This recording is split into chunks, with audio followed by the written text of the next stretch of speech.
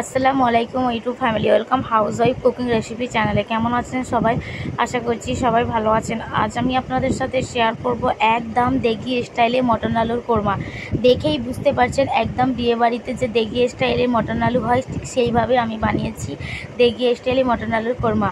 কীভাবে বানালাম দেগি স্টাইলে মটন আলুর কোরমা দেখতে হলে পুরো ভিডিওটা অবশ্যই দেখবেন। ভালো লাগলে একটা লাইক করবেন, কমেন্ট করবেন, শেয়ার করবেন।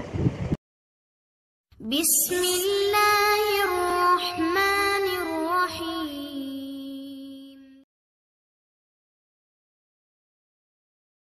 মটন আলুর কোরমা বানানোর জন্য ফার্স্ট আমি কড়াই তেল দিয়ে দিলাম। এখানে তেলের কোয়ান্টিটি একটু বেশি রাখতে হবে।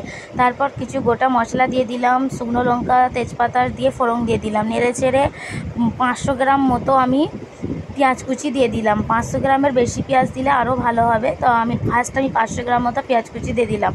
এইবার নেড়ে চেড়ে পেঁয়াজ কুচিটি হালকা ব্রাউন কালার করে নেব। এখানে পেঁয়াজটি হালকা ব্রাউন কালার হয়ে গেছে, তো এখান থেকে আধা পেঁয়াজ আমি একটি বাটিতে তুলে নিলাম। আধা পেঁয়াজ আবারও নেড়ে চেড়ে মটনটি দিয়ে দিলাম। মটনটি এই পেঁয়াজ ও তেলের সাথে খানিকটা ভুনে নেব। ভোনার পর এখানে আদা রসুনের পেস্ট দিয়ে দিলাম। এখানে 2 চামচ আদা রসুনের পেস্ট দিলাম, দিয়ে আবারও 10 মিনিট মতো ভুনতে থাকলাম। যখন মটনের কালারটি একটু পরিবর্তন হয়ে আসছে তখন আমি কিছু গুঁড়ো মশলা অ্যাড করলাম, যেমন হলুদ গুঁড়ো, লঙ্কার গুঁড়ো, স্বাদ মতো লবণ, ধনের গুঁড়ো, জিরে গুঁড়ো। এখানে জিরে গুঁড়ো নয়, আমি জিরে বাটা ব্যবহার করেছি। দিয়ে মশলাগুলো সব মিক্সড করে ম্যাক্সিমাম 15 থেকে 20 মিনিট মতো ভুনতে থাকবো। মটনটি এতই ভুনবো যাতে মটনের কালার পরিবর্তন হয়ে যায়, প্লাস মটন থেকে তেল ছেড়ে যায়। এখানে দেখুন মটন থেকে তেল ছেড়ে দিয়েছে, তাও আমি আবারও আধা ঘন্টা মতো ভুনতে থাকবো, কারণ মটন যত ভুনবো তত বেশি সুস্বাদু হবে। আর এখানে আমি কোরমা বানাচ্ছি।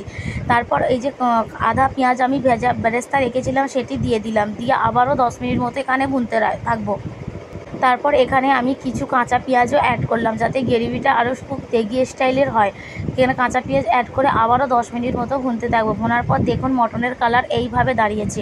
ঠিক যারা মনে হচ্ছে না একদম দেগি স্টাইলে, মানে বিয়েবাড়িতে দেগি স্টাইলের যে মটন আলুর কোরমা বানায় ঠিক সেরকম। এখানে আলু আমি ভেজে রেখেই দিয়েছিলাম, তো আলু ভাজাটি দিয়ে আবারও আধা ঘন্টা মতো মটন আলুটি কষতে থাকবো যতক্ষণ না আলুটি সুন্দরভাবে সিদ্ধ হয়ে গেছে। এখানে মটন আলু খুব সুন্দরভাবে মিক্সড হয়ে গেছে। তারপর এখানে কিছু গরম মশলা অ্যাড করব। গরম মশলাটি দিয়ে আবারও ম্যাক্সিমাম আধা ঘন্টা মতো কষতে থাকবো।